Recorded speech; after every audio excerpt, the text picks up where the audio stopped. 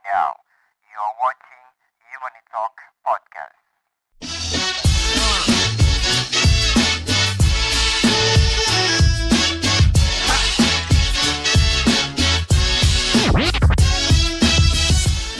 Halo, assalamualaikum warahmatullahi wabarakatuh. Jumpa lagi bersama Ari Daging di Human Talk Podcast Dompet Duafa TV.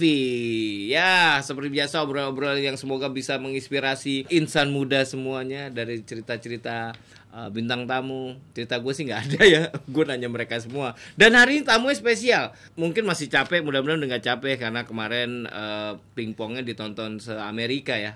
Nggak di Indonesia, se-Amerika. Ada Cing Abdel di sini.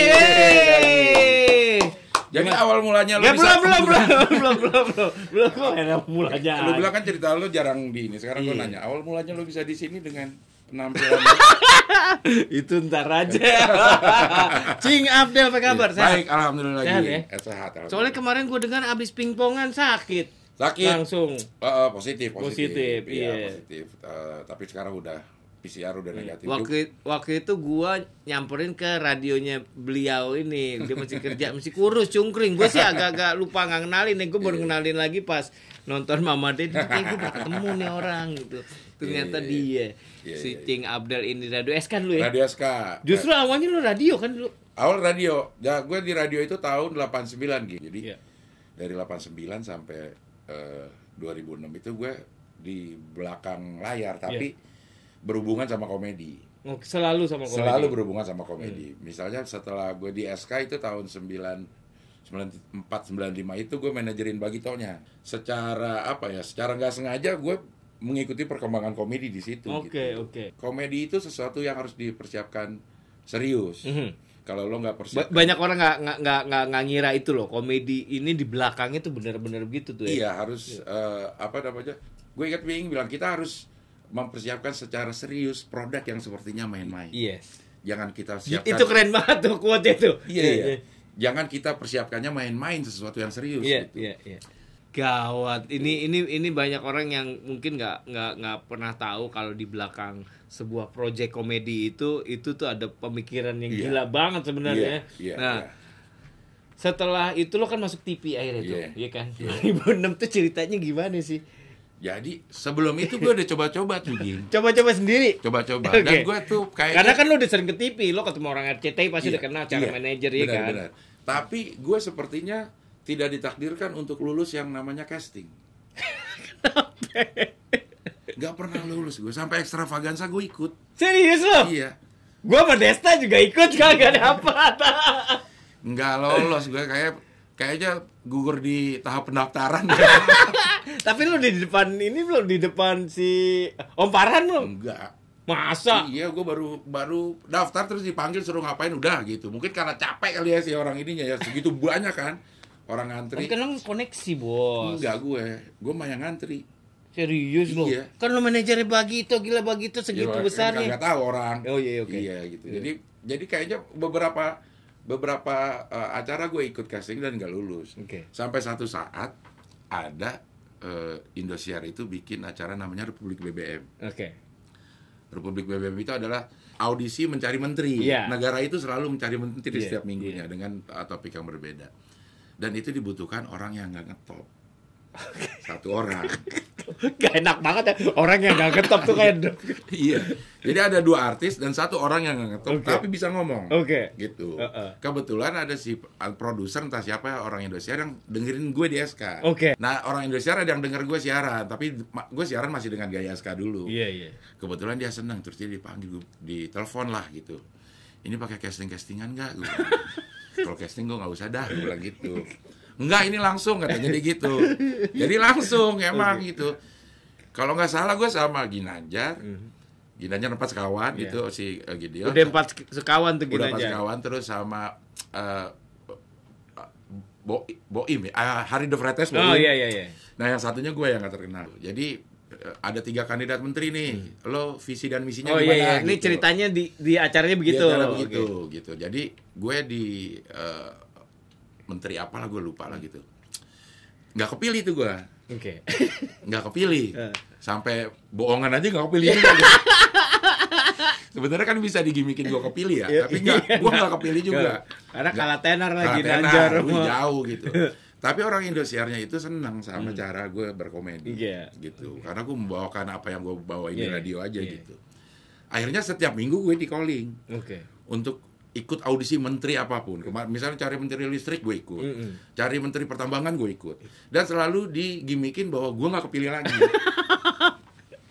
Jadi gue bilang nggak apa-apa lah, gue kepilih masuk TV. Iya, gitu.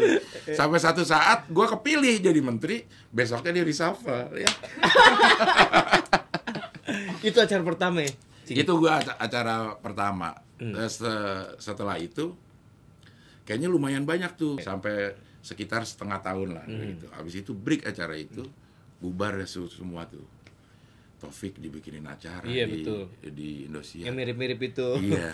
Gue ikut tuh dulu. Gue doang yang kagak. Buset, gue naik motor sama bini gue nih.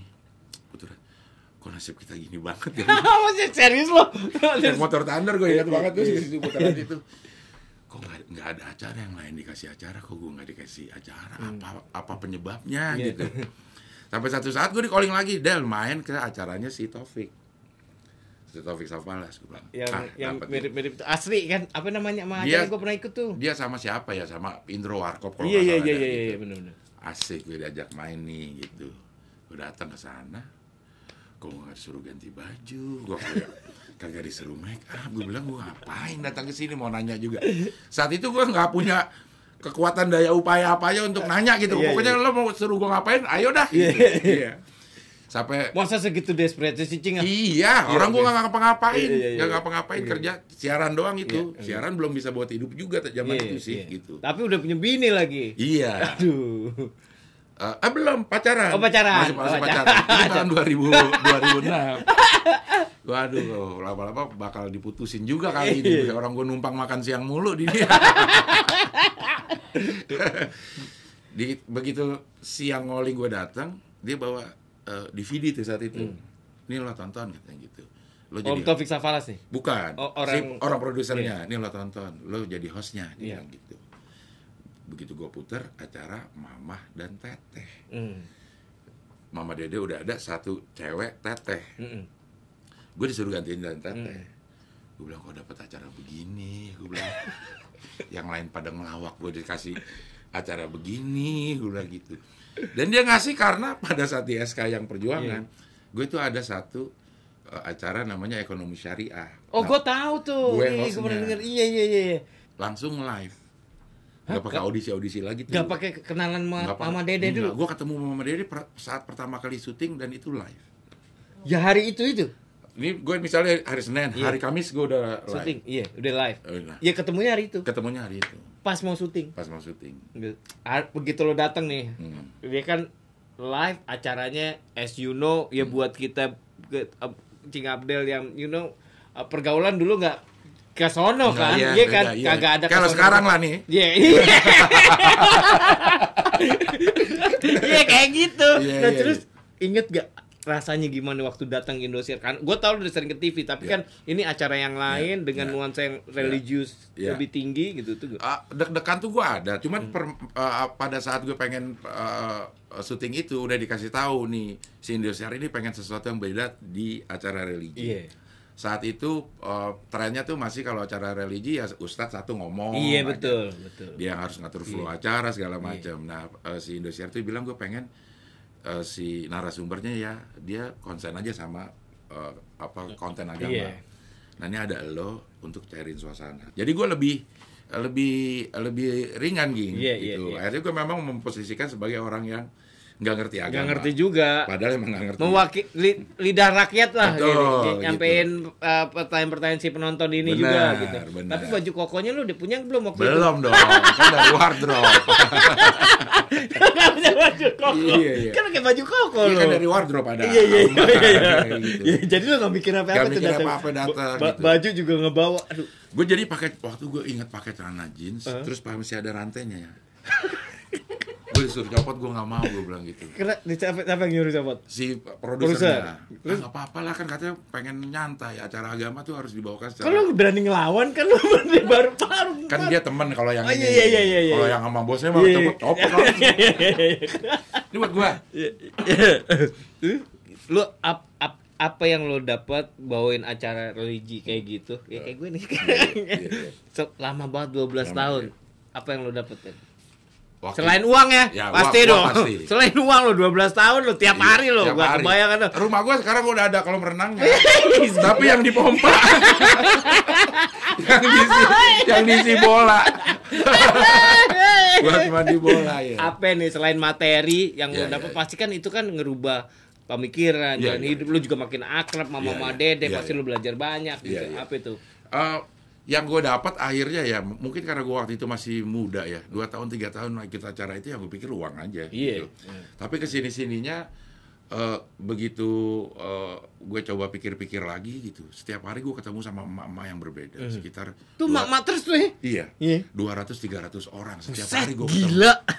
Ya, orangnya beda-beda. Terus dia kasih kesempatan nanya, terus pertanyaannya juga yang bikin gue gila. Kayaknya persoalan hidup gue nggak seberat-berat emak-emak ini. Kan? Mama ini punya persoalan yang berat banget, yang harusnya gue sebagai anak masih muda, laki-laki, kayaknya persoalan yang gue hadepin tuh receh dibanding si mama itu.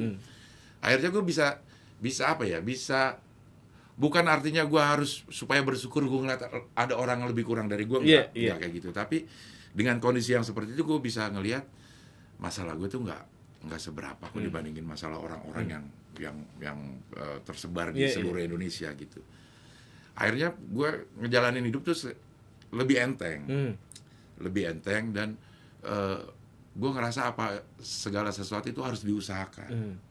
Dulu kayak gue masuk SK itu lamaran gue dibikinin oleh kakak gue, jadi bukan gue yang ngelamar. Begitu lulus SK, Bagito yang narik gue, kayak gitu. Terus ikut-ikut casting gue akhirnya jadi malas. Karena gue nggak tahu ternyata ada orang yang sebegitu berjuangnya untuk mendapatkan makan doang. Akhirnya gue menyadari segala sesuatu itu harus diperjuangkan. Kita harus gerak dulu, karena rezeki sebenarnya udah dihampar sama Tuhan.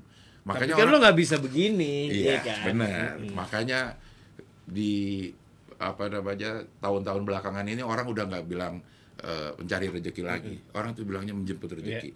Karena memang rezeki itu udah dihampar, kita tinggal jemput. Caranya gimana ya lo gerak dulu aja.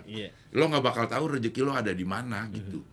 Kayak lo ada di sini, pasti ajaib ininya. Nggak kepikiran. Kagak, boro-boro gitu kan.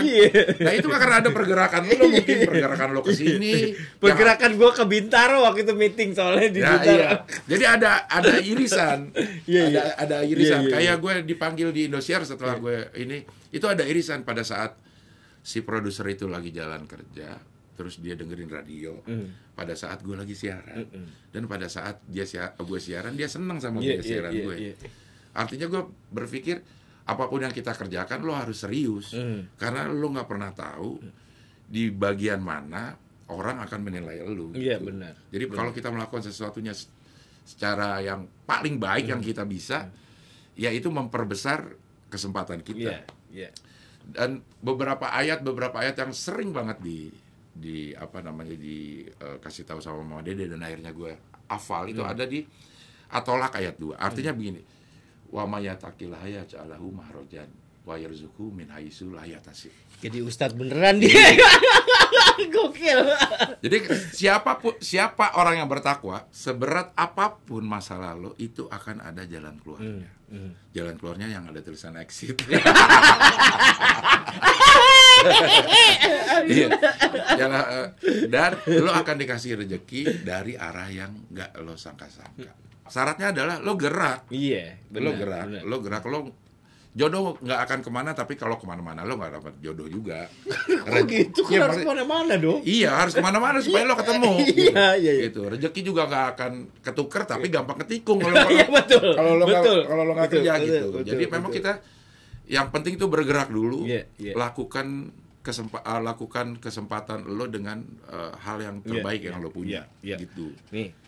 Ini yang cerita-cerita kayak gini insan muda yang gue bilang kalau sebenarnya kita banyak inspirasi bukan dari gue, dari tamu. Kayak gini nih gila nih. Nah, gue mau nanya, setiap orang, gue tahu you're happy now, sekarang udah merasa lebih baik mungkin, tapi walaupun masih terus berusaha ya untuk menuju ke tempat yang lebih baik, untuk menjadi orang yang lebih baik. Tapi kan pasti tiap orang orang di luar sama ngelihat tokoh tuh ngelihatnya pasti yang enaknya aja. Dia kagak tahu kalau orang-orang kayak Cing Abdel, siapapun tokoh-tokoh yang bisa dibilang sukses-sukses ini pernah ada di masa the lowest moment of their life gitu.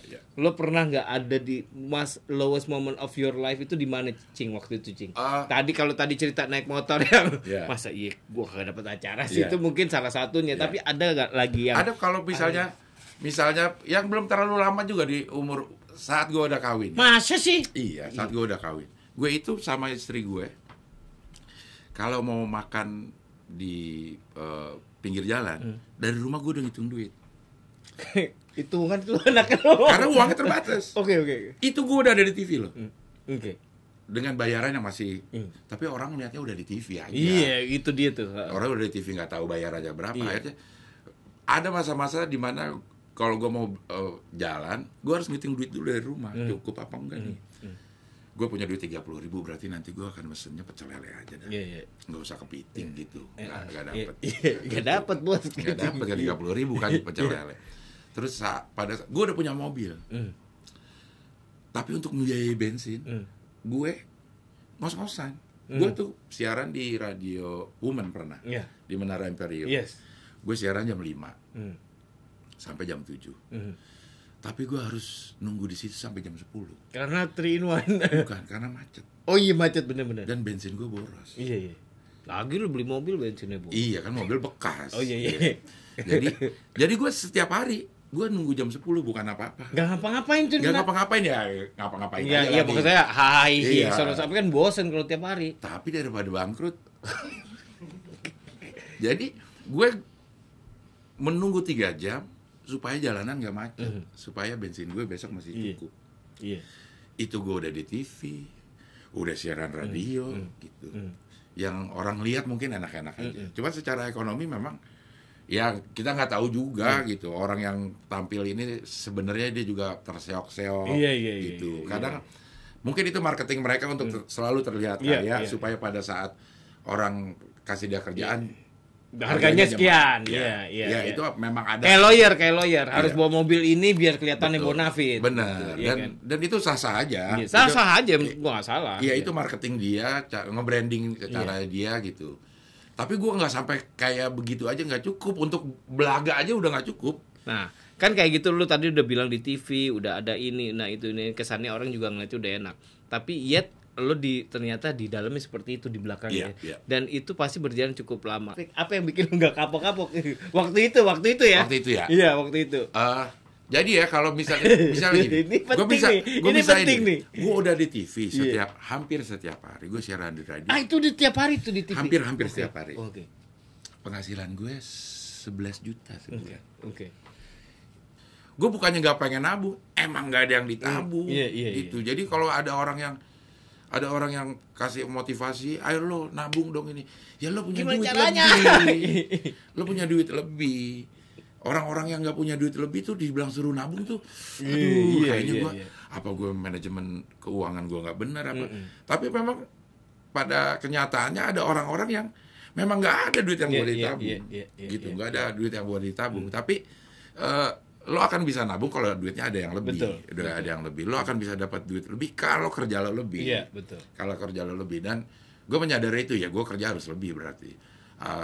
Sampai semua yang bisa gue kerjain ya gue kerjain aja. Nah pada perjalanannya akhirnya gue merasakan gini mungkin banyak juga orang yang merasakan. Kebahagiaan yang hakiki buat gue itu adalah pada saat gue bisa bikin bahagia orang yang gue sayangin. Jadi kalau gue bisa bikin sayang anak gue, gue bisa bikin senang anak gue, itu bahagianya anak gue tuh nggak seberapa dibanding bahagianya gue. Iya. Jadi, aku mau nangis. Maksudnya gue tuh ada di posisi yang itu sekarang, gitu. Yang dulu gue nggak pernah. Karena itu apa ya namanya? Bikin orang lain senang, apalagi orang yang kita sayangin itu nambah energi. Iya betul. Nambah energi. Berbagi itu menurut gue menambah energi kita. Betul. betul. Di dompet duafa itu memberikan fasilitas itu. Iya, jelas. Memberikan fasilitas itu. Mungkin ada beberapa orang yang merasakan sama gue, atau ada beberapa orang yang memang ngerasa ini kewajiban untuk berbagi doang, tapi dalamnya itu belum dirasakan mungkin. Pada saat udah bisa merasakan itu, gue rasa kita semua akan ini deh, lebih gampang berbagi deh. Bukan cuma uang. Betul. Gitu. Apapun itu yang bisa bikin orang lain senang. Gitu. Nah, itu dia emang tapi itu benar sih kayak lo bilang, Cing. Sebenarnya ngasih itu ngelihat mukanya orang itu seneng, sebenarnya kita lebih seneng banget sih ukurannya, skalanya bisa lebih tuh. Daripada senyumnya dia gitu. Iya kan? Betul. Nah, Cing, apa yang bedain bulan puasa lo dulu waktu masih pakai dompet ada rantainya? Sama setelah ya hari inilah gitu. Bedanya jauh ya. Dulu gue mungkin ada bolong-bolong puasa. Tahun-tahun berapa gitu masih bolong. Kita udah gede gitu, udah harus malu. Udah tua lagi. Udah tua ada bolong-bolong tuh udah harus malu karena sekali lagi gue belum dapetin apanya, feel puasanya tuh belum resap lah ya, belum apa gitu. Ternyata ada hal-hal yang di dalam puasa itu yang bisa kayak asupan jiwa kita gitu. Tapi kalau makanan jiwa gitu ya, bulan puasa itu apa ya, tempat lo nanggok sebenarnya, nanggok banyak hal untuk bikin jiwa kita itu semakin positif ke depannya gitu. Karena kita dipaksa untuk menahan segala sesuatu. Kita menahan segala sesuatu. Bahkan puasa itu kan spesialnya adalah kita tuh melawan diri kita sendiri. Yes, itu yang paling susah tuh. Paling susah, kita melawan diri kita sendiri. Musuh terberat tuh. Musuh terberat gitu. Kayak ngeluh, sebenarnya kadang ada orang puasa yang dilemes-lemesin. Emang ada puasa dilemes? Ada lah, banyak. Gua pernah lihat orang puasa dilemes-lemesin. Orang untuk kelihatan puasa, padahal itu orang gak puasa. Dalam kurung gue gitu. Tapi kalau menurut puasa itu melatih mental kita gimana? Bisa nggak lo nggak berbohong? Bisa nggak lo bener-bener nahan amarah lo? Bukan hanya tidak diucapkan, tapi tidak ngerasa kesel. Bisa nggak? Dan itu dilatih di bulan puasa. Ada nggak makanan khusus yang selalu enaknya menurut lo nih, Cing Abdel ya? Menurut lo, nih makanan cuma enak di bulan puasa. Paling seru ditungguinnya, seru dimakannya paling pas di bulan puasa. Padahal di hari-hari lain ada. Apaan? Kelapa muda kayaknya. Iya bener ya. Bener. Padahal setiap hari ada yang jual. Ada yang jual. Dan kita nggak mampir. Tapi gue selalu mesen nanti buka pakai kelapa muda ya. Bener. Iya, padahal kita di saat-saat hari-hari biasa juga capek masih juga. ada, iya. Ada dan kita lewat biasa aja. Tapi begitu bulan Ramadan gue selalu mesen, gue pengen bela-belain beli lagi. Belinya yang harus dibelah dulu lagi ngantri-ngantri. Bener. Kelapa muda yang harus ada gitu. Cing, waktu nggak jadi bukannya terus mau jadi ria nih, jadi sombong, tapi kan waktu lo kan memberikan mendonasikan sesuatu milih-milih. Kadang-kadang nyari yang nyaman di hati, dia kan nggak bisa, gue mau nyumbang ke sono aja, maunya gitu, tapi kan ternyata kalau gue nggak bisa. Nah dari dulu ya gue kalau potong gaji apa lemparnya ke sini, gue nggak bilang aja ke dia nih, dompet duafa, tapi kan lo memilih itu, lo apa yang bikin lo nyaman ke dompet duafa? Jadi ini kayaknya awal waktu pandemi dah. Waktu pandemi, gue menceritakan ini cuman supaya ada kronologisnya ya. Jadi saat pandemi itu gue lagi nggak ada kerjaan, terus gue lihat banyak banget orang yang mengeluh kekurangan APD, kekurangan masker saat itu. Awal-awal gitu. Awal-awal saat itu. APD mahal di Tokped, gitu. Masker 1 gocap. Iya. Nah saat itu gue punya Vespa. Itu dia tuh. Yang gue nggak pakai juga sih gitu. Gue gaul, bos. Iya. Saat itu gue masih berpikirnya kayak gitu. Gue pengen nyumbang uang, gue gak punya duit. Saat itu gue gak punya duit, tapi terasa kayaknya kasihan banget nih nakes-nakes ini gitu. Akhirnya gue memutuskan untuk melelang Vespa gue. Melelang Vespa gue. Gue buka di harga 20 juta sampai akhirnya ada orang yang beli 42 juta. Karena gue bilang, Vespa apaan waktu itu ya? Vespa GTX. Oh, GTX baru? Enggak dong? GTX tahun 2015. Oh, agak baruan lah ya. Iya. Jadi gue lelang, gue pikir nih kalau laku 20 juta karena kayaknya cukup udah buat beli APD gitu. Tapi ternyata banyak orang yang mau gitu, karena gue udah bilang seluruh hasil penjualannya akan gue salurkan untuk nakes, gue bilang gitu. Akhirnya laku tuh 42 juta. Laku 42 juta, terus pada saat gue harus menyalurkan kemana, itu gue cari-cari lagi tuh, sama seperti lo, itu ada kenyamanan tersendiri. Iya benar kan. Ada kenyamanan tersendiri. Ada beberapa orang yang minta, ada beberapa orang yang nyaranin, tapi gue nggak tahu sampai di titik mana akhirnya gue memutuskan untuk dompet duafa aja. Gue kayak nyari pacar ya, padahal kan mau nyumbang ya. Iya. Maksudnya mungkin secara pengalaman dari dulu ya, dompet duafa tuh udah gue denger dari dulu. Gue rasa secara lembaga mungkin lebih profesional untuk mengelola ini amanah gitu. Ini amanah udah lo melengseng sedikit aja dosa lo apa ke kubur ini nggak ini karena lo pakai hak orang gitu. Dan gue ngerasa dompet duafa udah profesional, udah bisa melakukan gimmick sumbangan tuh udah bener lah istilahnya ngalirinnya. Ngalirinnya udah bener gitu. Akhirnya gue memutuskan untuk gue sumbangkan setengahnya lewat dompet duafa, setengahnya lagi lo beli motor lagi kan? Enggak. Tadi gue ada kepikiran gitu, ini kok ini 2 kali lipat gitu. Kayaknya 20 juta udah gue kasih ya kan, niat gue tuh 20 juta loh. Niat gue 20 juta, kayaknya 20 juta udah cukup. Gak salah lo, kalau beli motor. Harusnya gue beliin lagi ya. Tapi gue lelang lagi gitu. Yang itu gue kasih ke sekolah anak gue. Karena dia itu. Jadi bukan bayar sekolah anak lo kan? Kasih ke, kan dulu banyak tuh yang ngimpun ini kan gitu. Jadi gue cari yang kenal, yang benar-benar gue rasa bisa dipercaya gitu. Dan gue nggak nyangka setelah itu ada beberapa komunikasi sama orang dompet duafa. Sumbangan itu tiba-tiba gue dikasih semacam faktur. Ini lo udah nyumbang ini buat apaan, gue bilang kayak gitu. Ini bisa jadi bukti potong pajak. Oh gitu? Iya. Hah, bisa ya? Jadi lu wah, mendingan gitu gua. Serius gua. Iya. Jadi dikasih itu, gue juga baru tahu. Ini buat apaan?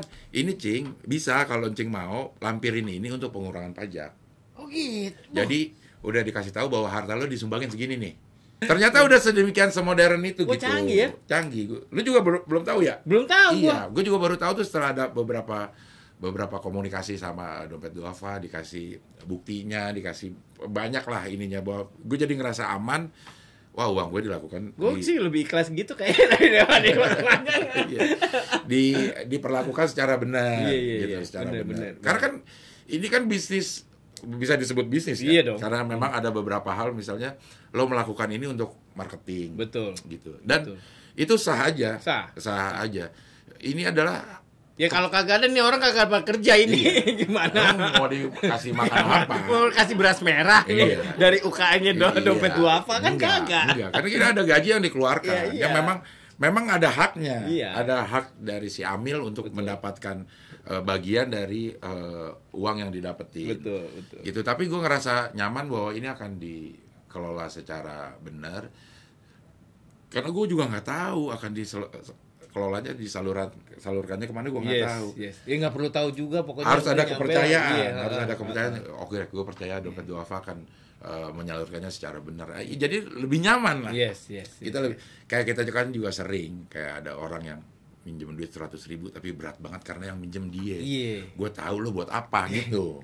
Bener-bener. Gitu. Jadi kayaknya trust itu yang di dompet duafa tuh yang gue dapet. Gitu.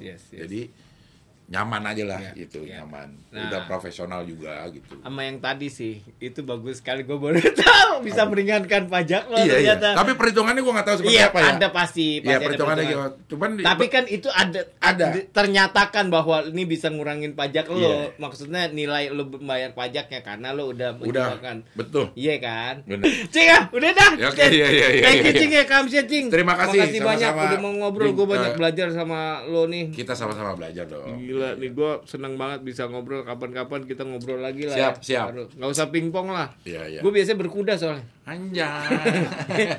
Kuda lumping. Makanya beli. Oke, Iya. insan muda, terima kasih banyak juga. Jangan lupa untuk terus simak obrolan kami di Humanitalk Podcast di Dompet Duafa TV, entah itu di Spotify atau di YouTube mungkin ya. Dan jangan lupa kalau lo yang mau mendonasikan kebaikan lo, entah berapapun ya, silakan scan QR yang ada di sini atau langsung ke websitenya Dompet Duafa ya, segala macam informasinya ada di sana juga. Sosial medianya Dompet Duafa juga ada. Oke, saya Ari Daging, Singapura, terima kasih sekali lagi, sampai ketemu lagi. Wassalamualaikum warahmatullahi wabarakatuh. Bye.